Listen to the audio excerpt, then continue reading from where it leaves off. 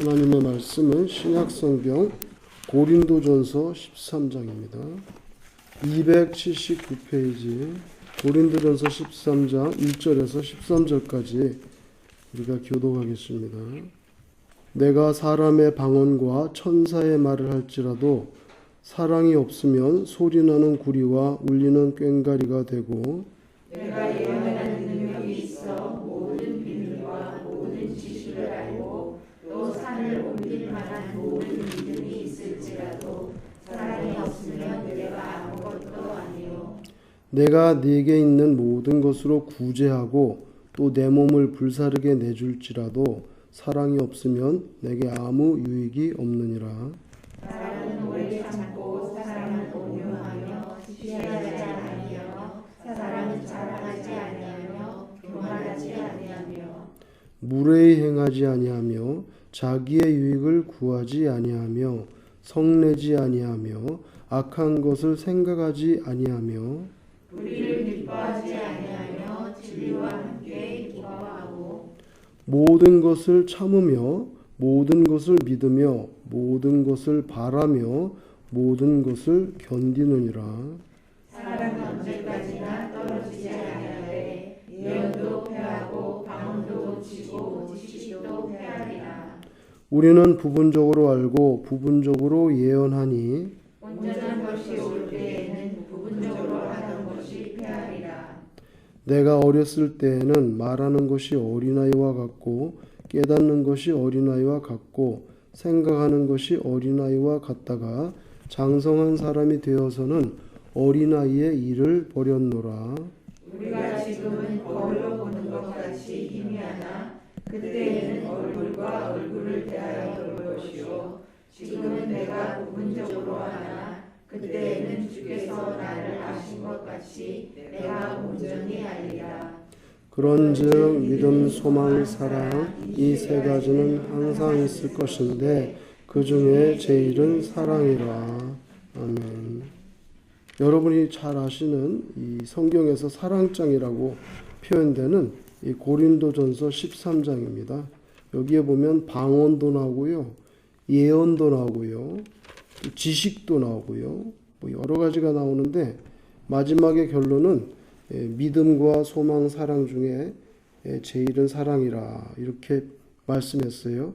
고린도 교회에 그게 필요하니까 이렇게 강조해서 말씀한 거죠. 믿음, 소망, 사랑이라고 했는데 이 믿음, 소망, 사랑은 바울 사도의 인생에 있어서 어떻게 보면 가장 중요한 세 가지 모토입니다. 리버럴한 학자들은 기독교가 예수의 종교냐 바울의 종교냐 라고 질문을 던질 정도로 바울의 입지라는 것은 어마어마한 거죠. 왜냐하면 기독교 핵심이 뭡니까? 믿음으로 구원받는다. 그죠? 이신득의, 율법이 아니고 행함이 아니고 믿음으로 구원받는다는 것. 그거 누가 말했냐는 거예요. 결국 하나님이 바울의 입을 열어서 말하지 않냐. 소망, 결혼도 안 하고 땅끝까지 가서 목숨 바칠 각오로 평생을 복음을 가지고 달렸던 사람, 이 천국에 소망이 없다면 불가능했을 사람, 그죠? 그래서 믿음, 소망, 사랑 이렇게 말할 때 이건 정말 무슨 관념이 아니고요, 벽에 붙여놓는 표구 그게 아니고 바울의 인생 전체를 요약한 거죠. 어떻게 보면 믿음, 바울 빼고 누가 또 있습니까? 이신득의에 대해서 천국에 대한 소망 때문에 자기 인생 전체를 던졌던 바울 말고 더 한 사람이 누가 있습니까? 그런데도 그 중에 최고는 사랑이다 이렇게 표현합니다. 고린도 교회에는 방언하는 사람도 많고 예언하는 사람도 많고 지식에, 그러니까 성경 지식에 능한 사람도 많았던 것 같아요. 근데 그거 정말 귀중한 은사지만 그거보다는 사랑을 앞세워야 된다 하는 것을 말씀하는 거죠. 요한계시록 4장 3절에 보면 요한이 환상을 봤는데 하나님의 보좌가 나타났어요. 근데 하나님의 보좌에 무지개가 둘러있는 거예요. 그래서 요한계시록 4장 3절에 보면 하나님께서 보좌에 앉아 계신데 무지개가 보좌를 둘렀다 그랬어요. 무지개가. 굉장히 아름답겠죠? 하나님의 사랑.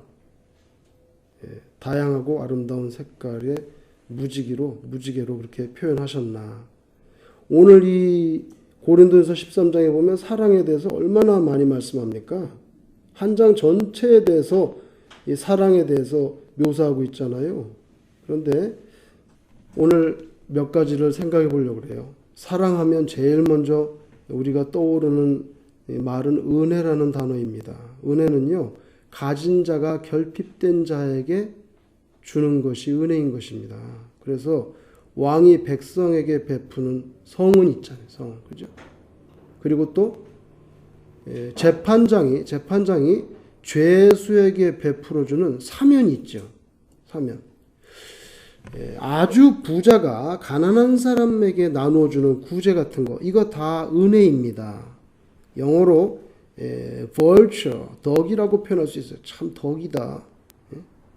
하나님은 은혜의 하나님. 여러분, 악인과 불의한 사람에게도 햇볕을 주잖아요. 만약에 하나님께서 의로운 사람에게 햇볕 준다면 우리는 어떻게 되겠어요? 예? 맨날 후라시 들고 다녀야 되지 않아요? 근데 천만다행으로 하나님께서 악인과 불의한 사람에게도 햇볕을 주시고요. 비도 주신단 말이에요. 그렇지 않으면은, 의인의 밭에만 빛을 주면 악인들은 다 굶어 죽지. 그죠? 벼농사도 안 되고, 밭농사도 안 되고, 고구마도 못 캐고, 그럴 거 아니에요? 근데 다 하나님의 사랑, 은혜. 여러분, 오늘은 고린도 전서 말씀 읽었는데, 그 뒤에 보면 고린도 후서가 있는데, 고린도 후서는 13장까지 돼 있어요. 13장 돼 있는데, 맨 마지막 구절, 고린도서 맨 마지막 구절이 13장 13절이에요. 그런데, 이렇게 말씀합니다. 주 예수 그리스도의 은혜와, 하나님의 사랑과 성령의 교통하심이 너희 무리와 함께 있을지어다. 이게 바로 목사님들이 축도하는 내용이잖아요. 그죠? 목사님들이 축도하는 게 고린도서 13장 13절을 그대로 따라서 그대로 반복하는 거예요.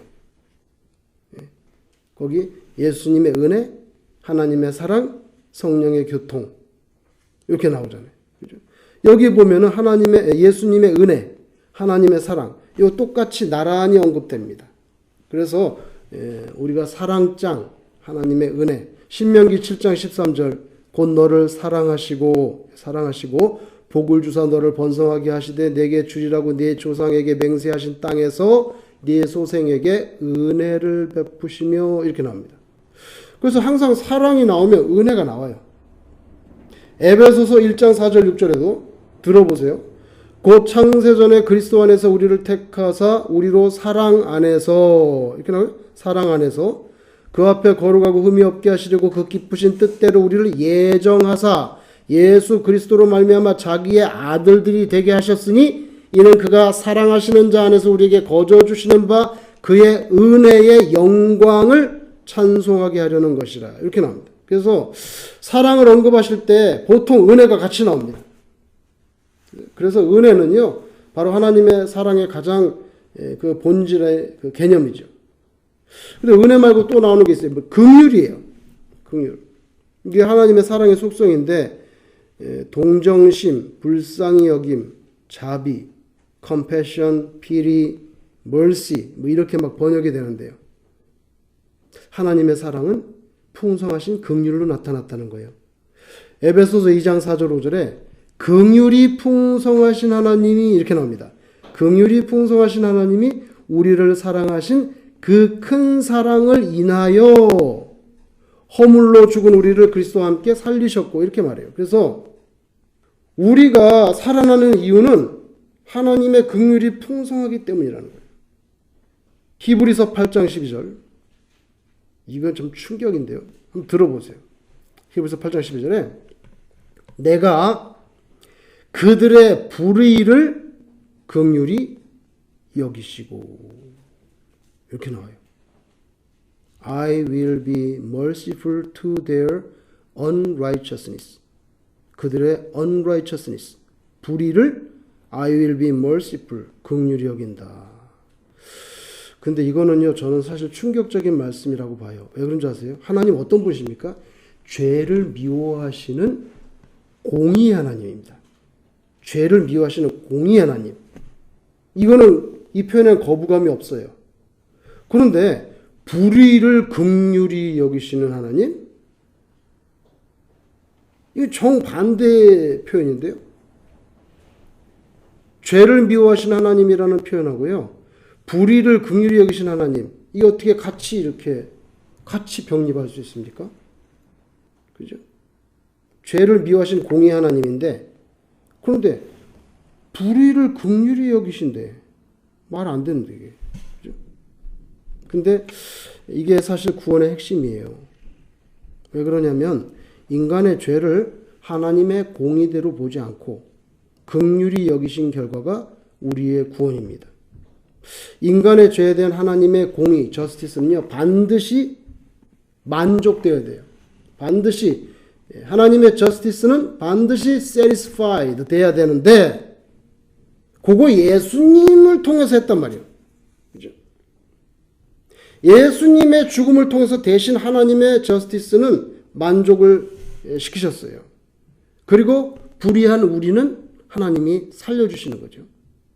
죄에 대한 공의의 정점은 죄를 지은 인간에 대한 저주입니다. 죄를 지은 인간에 대한 저주. 근데 하나님께서는 예수님께 그 저주를 씌우고 우리를 긍휼히 여기서 살리셨죠. 살리셨어요. 그래서 내가 그들의 불의를 긍휼히 여긴다 하는 말씀이 죄를 미워하는 하나님의 공의와 이렇게 컨플릭트 되지 않아요. 부모가 자식을 사랑하는 것처럼 하나님께서 우리에 대한 사랑, 부성애로 표현된 적이 있는데, 예를 들면 시편 103편 13절에 이렇게 말합니다. 아버지가 자식을 긍휼히 여김같이, 이렇게 나와요. 아버지가 자식을 긍휼히 여김같이 여호와께서는 자기를 경외하는 자를 긍휼히 여기시나니. 그런데 그 다음에 시편 103편 14절에 더 눈물겨운 말씀이 나옵니다. 그 눈물겨운 말씀 뭔지 아세요? 이는 그가 우리의 체질을 아시며, 우리 체질을 아시며, 왜 긍휼히 여기냐 이거예요. 우리 체질을 아시며 우리가 단지 먼지뿐임을 기억하시미로다. 이렇게 나와요. He remembers that we are dust. 이 나옵니다. 여러분 뭐 집에 가면 마루나 선반이나 구석에 먼지가 있잖아요. 그러면 대단치 않아 그냥 쓱 닦아버리지. 길거리에 가면 거들떠 보지도 않는 흙먼지들 있잖아요. We are dust. 그걸 알기 때문에, 그 하나님이 알기 때문에 여러분 먼지에게 뭘 그렇게 대단히 고상한, 거룩한, 어떤 숭고한 뭔 그런 걸 기대하겠어요, 먼지한테. 수준이 그러니까 하나님의 긍휼 밖에는 우리 영혼이 살 방법이 없다. 요겁니다. 로마서 5장 8절에 우리가 아직 죄인 되었을 때에, 근데 요 말이 중요한 말이에요. 왜냐면요, 그리스도께서 우리를 위하여 죽으심으로 하나님께서 우리에 대한 자신의 사랑을 확증하셨다 그랬는데, 우리가 막 대단히 거룩해진 다음에, 우리의 믿음이 아주 온전해진 다음에, 그렇게 되고 난 다음에 예수님이 우리에서 죽어줬다는 게 아니라는 거예요. 그죠? God, 영어로 God demonstrate His own love for us in this. 그러면서 while we were still sinners. 아직도 뭐 거룩해지고 믿음이 이런 게 아니고 아직도 죄인이었을 때 예수님이 죽어줬다는 거예요. 이게 긍휼이죠. 오늘 이 사랑장, 하나님의 보좌에 둘러쳐 있는 무지개처럼 굉장히 다양하게 많이 말씀하셨는데 4절과 7절에 보니까 오래 참는 것에 대해서 말씀합니다. 오래 참는 거, 그 다음에 모든 것을 참는 거. 이게 하나님의 사랑의 속성이에요. 우리는 하나님을 반역하는데, 근데 하나님의 사랑은 오래 참으신다는 거예요. 이걸 가장 명쾌하게 말씀하신 분이 대표적으로 베드로라고 생각해요. 왜냐하면 베드로가 쓰신 두 번째 편지 3장 15절에 이렇게 말합니다. 또 우리 주의 오래 참으심이, 이렇게 나요. 우리 주의 오래 참으심이 구원이 된 줄로 여기라. 우리가 구원받은 건 하나님께서 오래 참아주신 그것 때문이라는 거예요. 근데 이 오래 참으심이라는 이 단어가 원문에 마크로수미안이라는 단어인데요. 마크로수미안이라는 단어를 사전에서 찾으면 그 데피니션이 두 가지가 딱 떠오릅니다. 첫 번째가 뭐냐면 patience예요. 인내. 두 번째가 근데 뭐로 된 자세요? long suffering 이렇게 돼 있어요. long suffering이 하이픈도 없이 한 단어로 딱 붙어 있어요. 이렇게. 그래서 오래 참음이 뭐냐? 마크로수미안인데 사전에는 patience 그다음에 long suffering. 그래서 이 베드로후서 3장 15절이 NIV 성경을 찾아보니까 Our Lord's patience means salvation 이렇게 나와요. 우리 주의 인내가 우리의 구원이다. 근데 KJV에는 the long suffering of our Lord 우리 주의 long suffering 오랜 고통이 is salvation 이렇게 나옵니다. 이런 질문을 합니다. 하나님은 택자 죄인을 언제까지 참아주실까? 언제까지 참아주실까? 근데 그 답은요. 성경적으로 볼 때는 그가 구원을 받을 때까지.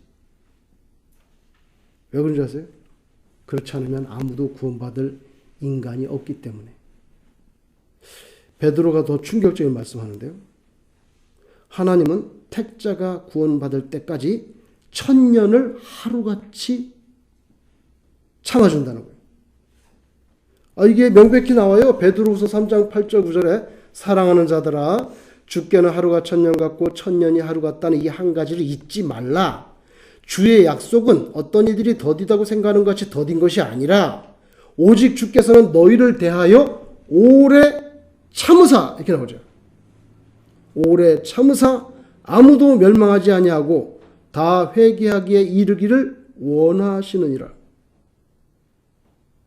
근데 어쩌면 명백히 예수님을 배신했던 베드로. 근데 자기를 다시 찾아오셔가지고 디베레 앞바다에서 예수님이 내 양을 치라. 그 예수님의 참아주심, 그걸 체험했던 심중에서 솟아오른 그런 신앙 고백적인 진리가 아니겠습니까? 그러니까 베드로는 자꾸 오래 참은 걸 얘기하는 거예요.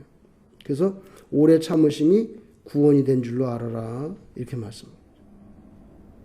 예수님이 베드로에게 뭐라고 하셨는데 70번씩 7번이라도 용서해줘라. 그렇게 가르치셨는데 예수님이 베드로에게 먼저 그렇게 하셨어요. 배신자인데. 사도 바울은 어떻습니까?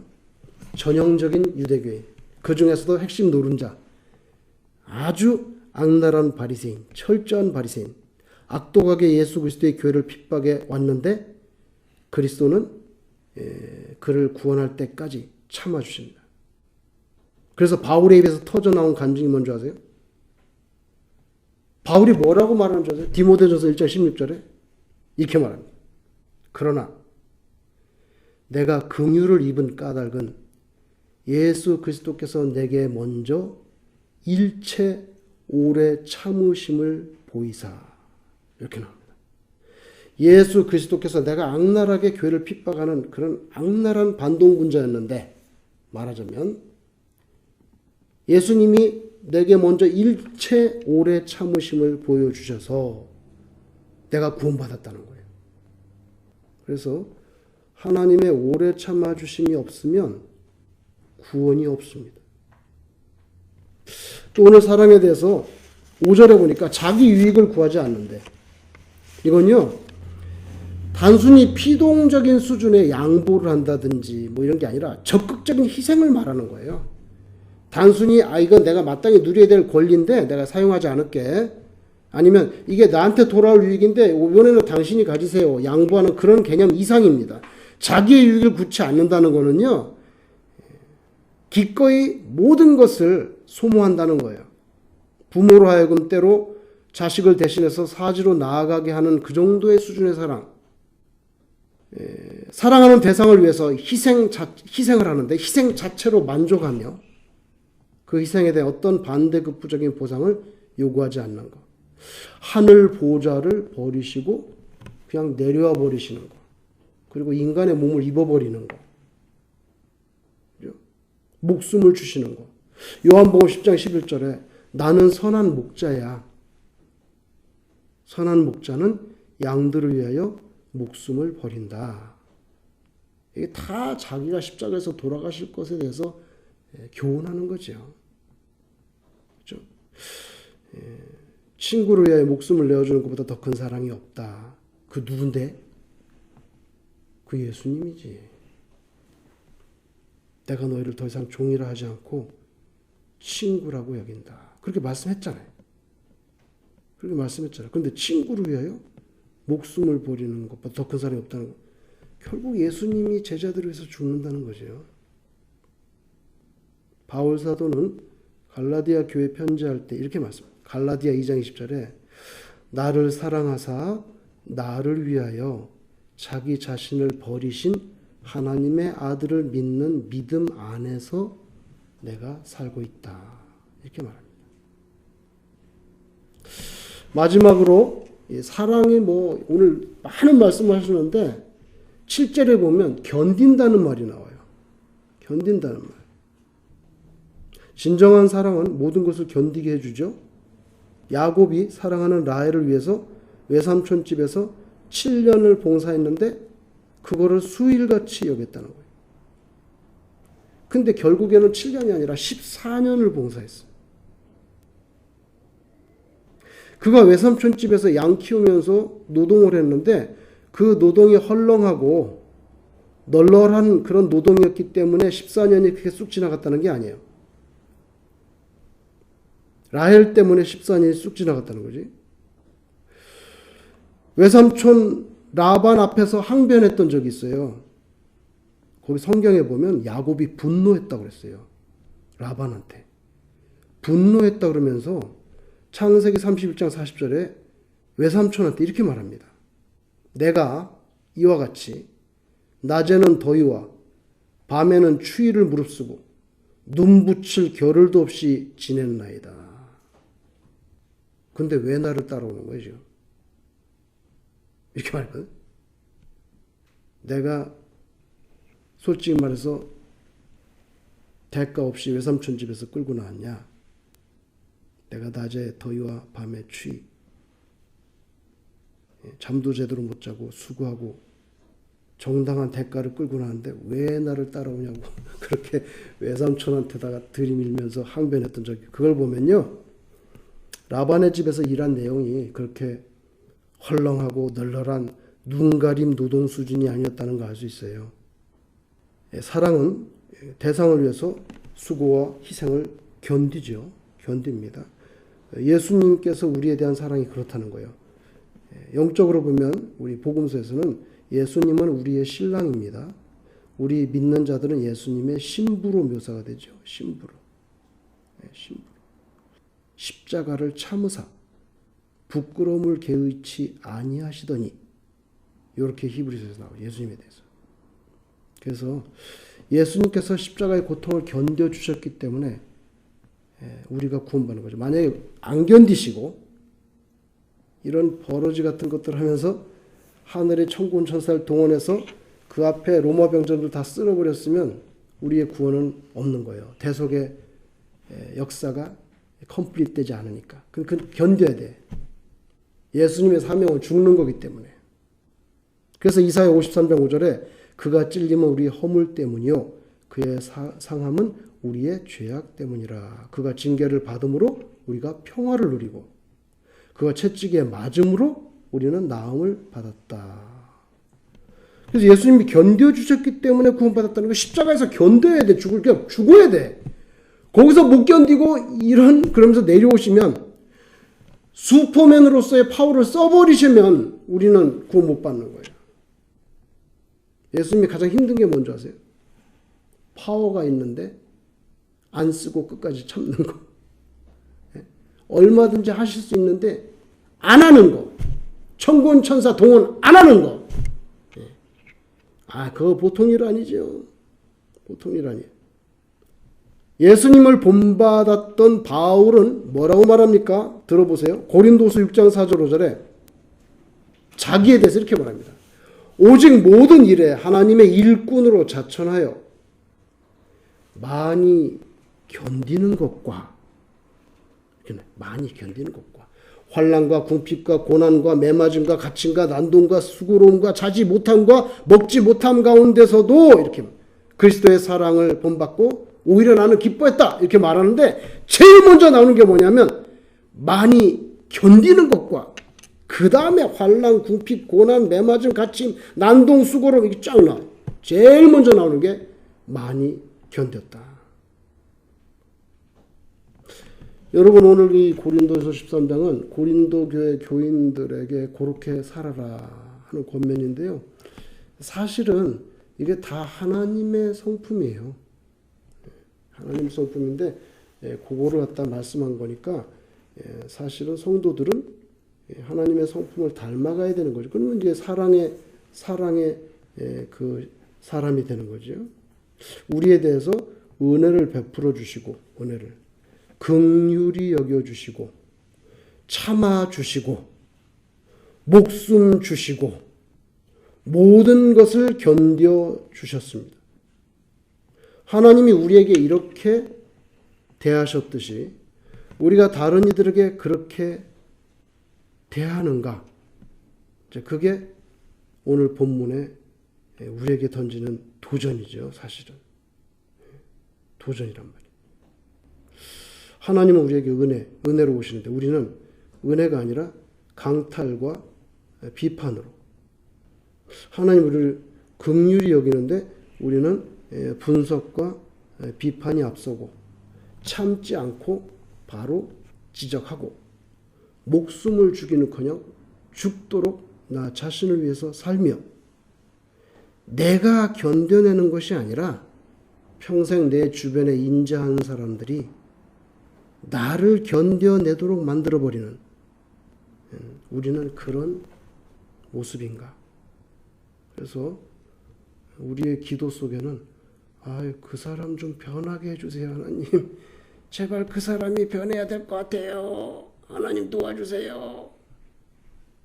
그 어떤 다른 사람이 변화되게 해달라고 기도하기에 앞서서 내 모습, 내 실체가 진짜 성삼일체 하나님의 오늘 이 고린도전서 13에 나타난 것처럼 그 하나님의 성품을 내가 꼭 닮아야 되겠는데요. 하나님 내가 그렇게 변하게 해달라고 그걸 먼저 부르짖는 그런 기도가 우리에게 있기를 주의 이름으로 축원합니다.